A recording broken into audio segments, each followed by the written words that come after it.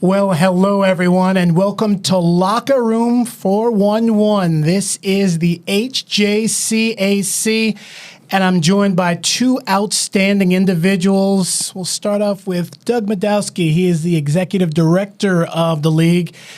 And last week, we didn't get to catch up with you, Steve Weiss, co-founder. How you been, my man? Great. Appreciate being here. Absolutely. And Steve, we didn't get to talk to you as much as we did last week, which is why you're here today. And we are very, very happy.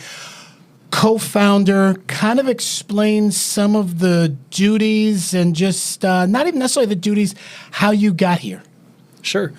So after being on Coach Madoski's staff for several years at Scottsdale Community College, our roles moving into the HJCAC held true in a lot of those aspects. Coach Madoski has some outstanding experience, skills, and ability in doing what it is that he's done. He's done it for an awful long time. And I bring a little bit of complement to that. Some of my experiences and some of my skill set has been a good balance for what the HJCAC has needed as we've developed it. Sure. I was even going to ask, what is kind of your background? We know he's a California guy, if I'm correct. Yeah. Are you an Arizona guy, California, elsewhere? Arizona native, Okay. Graduate of Pinnacle High School. Pioneers. That's right. I was there when that school opened, so Oh, wow. it's been Okay. a while to date myself. But a local guy. I was excited to be a part of the junior college circuit as it was previously, and super excited about the direction that it's been going since. The entirety of what it is that we've built has been based on expanding opportunities for young men in this area, and it's been quite the journey, and we're excited to be on it. As we move into year 4 of the HJCAC, you guys, friendship, your bond obviously is increasing. How often do you talk to him? On a daily basis, weekly basis, multiple times a day? Just how does the communication work with you guys? Because you guys truly are building something very, very serious. Yeah, no question. I mean, daily. I mean, and to say daily would be the understatement of the century. I mean, Steve Still's on the staff with me with the Maricopa Mustangs. Okay. So obviously, he still serves in that capacity there as a recruiting coordinator and defensive line coach for us with the team. But I mean, all day long, we're together, we're working, we're on the phone at night, and working early in the morning. I mean, so I think I probably talk to him 7 days a week, and probably, if you're out doing this and say you're doing it for 18 hours a day, I'd imagine I'm probably in some level of communication with him for 14 or so of those hours. Wow. Okay. Wow. You guys definitely are attached at the hip. So I'm between you guys right now. Steve feels weird about that. I didn't realize you were part of his Maricopa staff. How do you guys separate the Maricopa Mustangs from the rest of the HJCAC? Yeah, great question. And the way that has worked has been just a mutual level of respect and understanding that at different times there's a time to put on different hats. Okay. And while we work together shoulder to shoulder in the things that need to be done in the HJCAC, both performing executive level roles, when it comes time to go out on the field and coach, coach is head coach, and I have my role. I'm the defensive line coach. I'm the recruiting coordinator. I focus on doing those the best way we can, and when it comes to team stuff, there's definitely a deference to the head coach. Equally, coach does a great job of understanding that when we're working on league stuff, we're working on it together, and that's why we've been real successful in doing what we're doing so far. How often do you guys butt heads?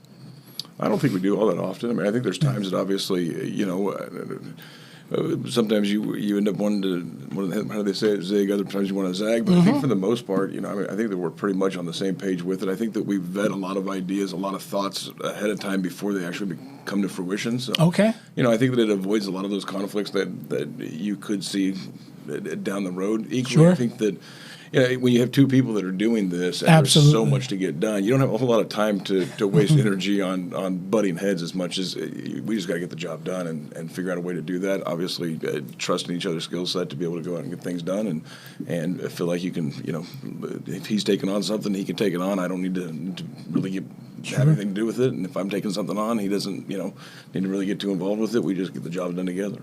You guys truly are building something special, again, as we're into year 4 of the HJCAC.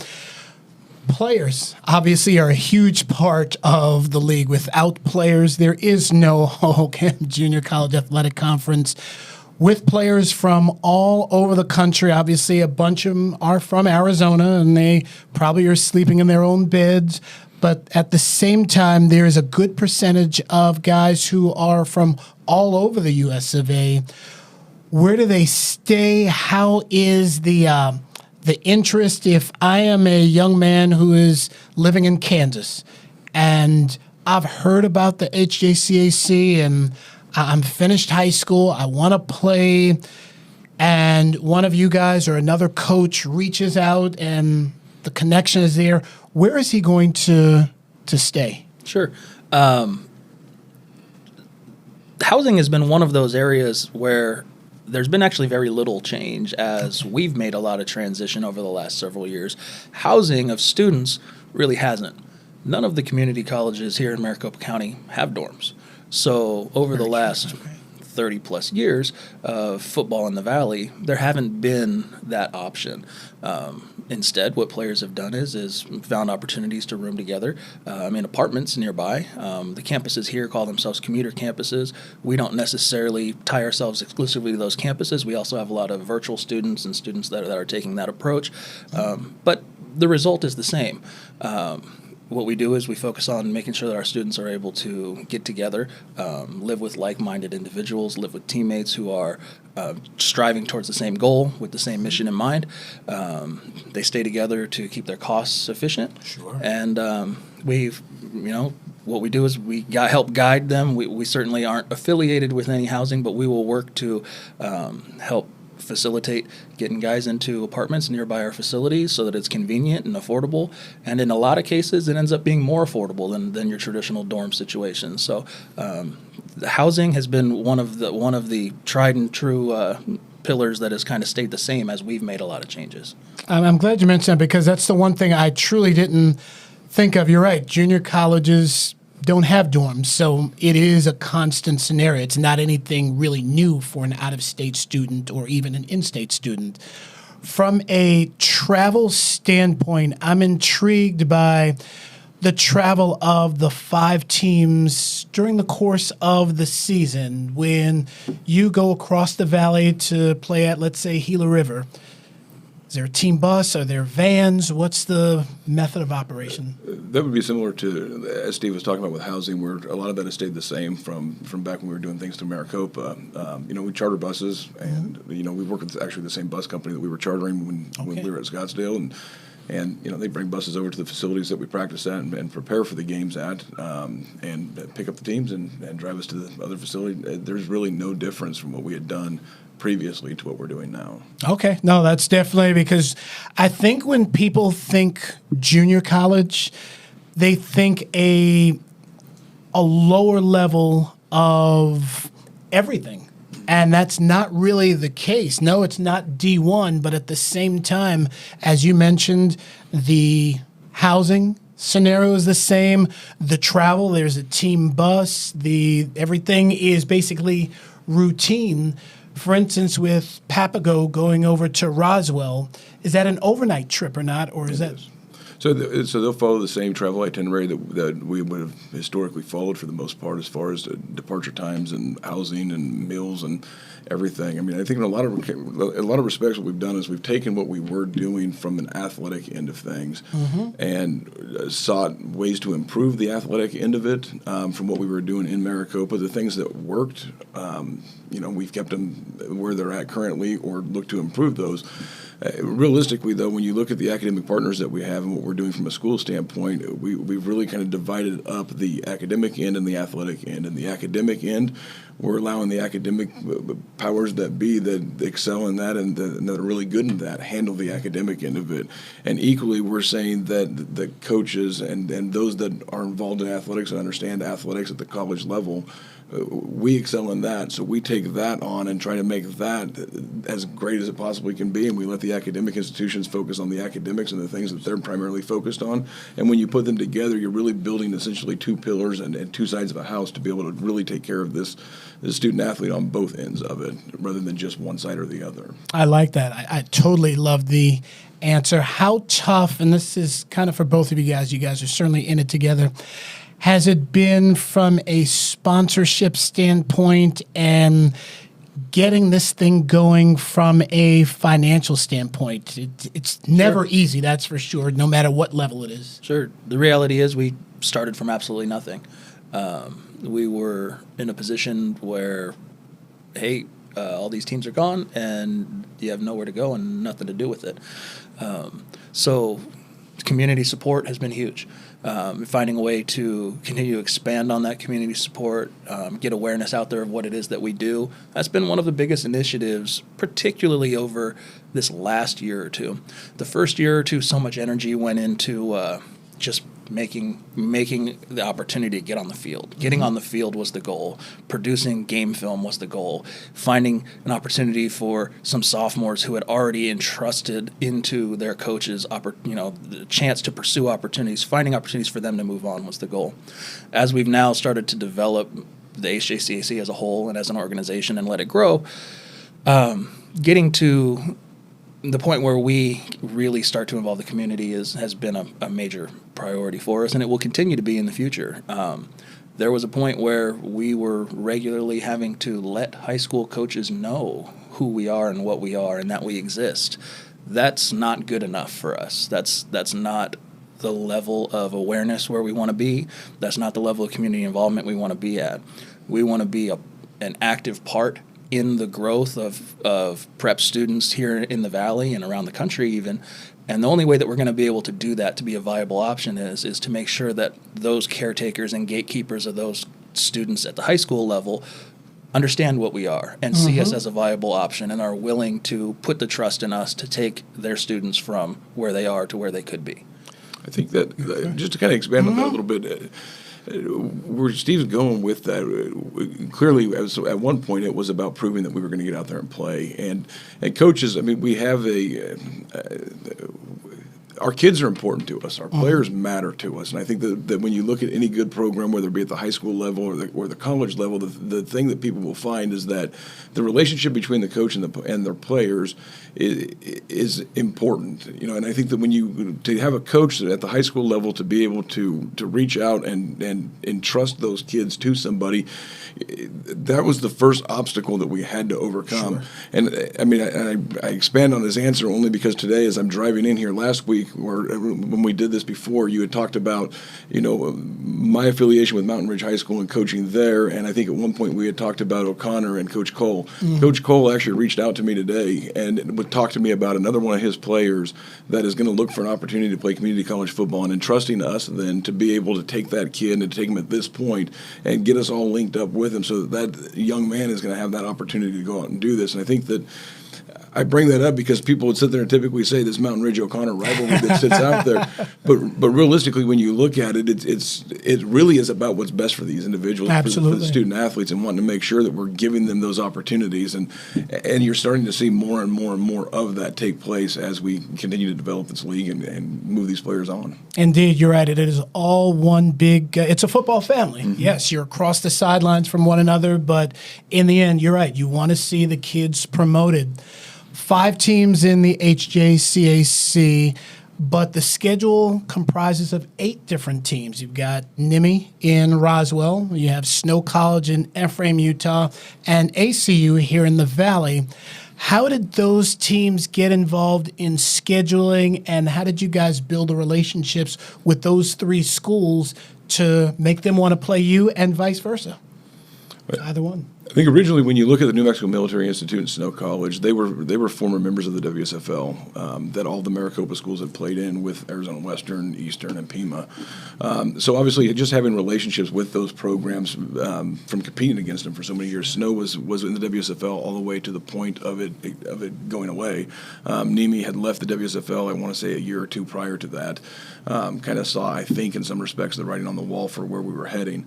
So I think that when you look at how do we get to to them, it was really when we got this thing up and started and going, they needed games. You know, we knew Snow College was sitting out there in this part of the United States as really its own entity. There's nowhere else around there for them to play. So, you know, trying to form that relationship with them, we did provide that ability for them to have a couple of games somewhere along the way, play it up there at Snow for some home contests so they didn't have to fly across the country. New Mexico Military Institute was, you know, just the relationships and the connections with them already to try to, you know, everybody would like to play an extra game outside of conference for non-conference schedule purposes. So I think those two started just naturally from the relationship we already had with them. Arizona Christian University, and Steve he had more to do, I think, with bringing them to the table as far as playing a league-wide schedule. I mean, we had approached both Ottawa and ACU early on. Ottawa wasn't interested in doing anything, but ACU had always had that development program that sat out there that we knew would need games. You know, so approaching them and Coach Bohm was great about scheduling it, you know, I don't think the first year we played everybody didn't play them, but I think as we got going, it became every team in the HJCAC was going to compete against ACU. And wow, that's good. It provides their young guys some opportunity to go compete against, you know, and play games and to get them out there and encourage them to keep going. And certainly it provides another venue for us or vehicle for us to play some more teams. And indeed, yeah, if you could tell us a little bit more about that ACU development and that relationship. Yeah, the ACU development was natural. It was an organic thing. There were supporters within their program of what it is that we're doing and the opportunities that we're looking to create. As Coach mentioned, Coach Bowen over at Arizona Christian has been a great steward of students of the Valley and helping expand on those opportunities or at least preserve them in what it is that we're doing. So as we started to develop a relationship, we really looked at it as two benefits, as a twofold. First of all, obviously, everyone wants the games. Everyone wants the opportunity to go compete, to put out great film, to go under the lights and do what it is that we all love to do. On the other hand, we found there to be great benefit in, hey, the reality is Arizona Christian is still a local school that offers opportunities for young men to continue their academic career. Sure. And if football is the vehicle that does that, fantastic. But we're going to put these students in front of these college coaches. You're going to get an audition in front of these coaches. You're going to get an opportunity to go shake their hand after the game, to talk about how you performed. It's an opportunity from a recruiting standpoint and from a marketing yourself as a college athlete standpoint that's unique. It's a chance for ACU's recruiting staff to gain access to our players in a unique way, and in a way that in my opinion and in our opinion, only advances what it is that's our ultimate mission, which is helping find opportunities for these players to move on past us. No one comes to our program or to any junior college program around the country, regardless of what they tell you. No one goes there because that's what the end result's supposed to be. Everyone goes there because it's a transition to what that end result is. And relationships like that with ACU, and as we continue to develop and find partners that want to expand and grow in that way, those kind of relationships and those kind of unique connections that the HJCAC is willing to do, that break the mold a little bit of that traditional junior college mold, only goes on to open up and expand those opportunities for our kids. And so we look at it as a twofold, two positives there, and we're excited to be a part of it, and ACU's been a great partner. And Coach Weiss, I'll ask you about facilities, and then you can jump in as well, Coach. Has it been hard for the league to secure fields and facilities? I imagine Mountain Ridge, not too much of a problem, but at the same time with Papago and Salt River and even Sonoran down in Tucson, has it been tough where a school, maybe not even so much the school, the district is like, hey, you know what, Saturday nights, we don't want anybody on a field, or whatever it may be? Sure, there have been some complications along the way, and you would imagine so. I mean, obviously the high school districts where we rent our facilities from, their first priority is to their students, as it should be. And what we needed to find opportunities to demonstrate is that we can add to the offerings that they have for their students. We can add to the offerings that the community gains from us being around. And it took some work to get there on some levels. Some partners have been absolutely fantastic from jump. While we're on the topic, I can't not talk about facilities without giving a shout out to Coach Ragsdale at Campo Verde. Coach Ragsdale was the first person to step up to us and say, what can I do to help? How can I help get you guys on the field? And and to be completely honest, had we not knocked down that first domino, who knows how things would have shaken out as we moved along. So that was a huge relationship for us there, that we were able to leverage existing relationships to start to create that. Equally, the past few years have been challenging for everybody. Certain facilities have had restrictions as COVID has come and gone that have caused some unique obstacles for us. However, we have gotten to the point now where we're really confident and comfortable with the relationships we have with our different facility organizers. We're in great facilities, beautiful turf fields, Sure. great home stadiums that are taken care of well, managed well, great partners. So we are in a great place facility-wise now. We will continue to always look to offer the best possible facility opportunities to HJCAC student athletes. We won't look for opportunities that are a step back from what that college experience should be. I understand that a lot of these are campuses where high school students are, but to knock it and assume that it's a downgrade, certainly that's not what we're looking for. We're looking for elite facilities, and that's And what you we do want have to them. continue to offer. Absolutely, and we're thankful for that, and we'll continue to look to develop those relationships. Something I've been wanting to say for a while, 3 days until game day. Not so much for you guys, but for the Papago Pumas. They're headed to Roswell, New Mexico to take on something I just realized, they are the defending champions, New Mexico Military Institute, the Broncos.